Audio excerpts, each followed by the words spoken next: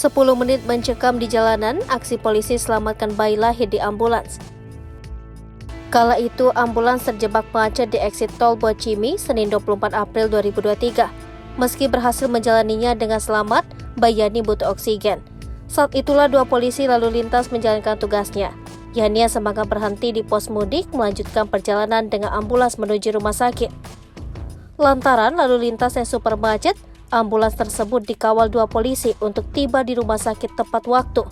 Aibda Zemi dengan piawainya mengawal ambulans sembari membukakan jalan. Butuh waktu 10 menit bagi Zemi mengawal ambulans tersebut ke rumah sakit. Setiba di rumah sakit, bayi Yani langsung mendapat perawatan medis dan diberi oksigen.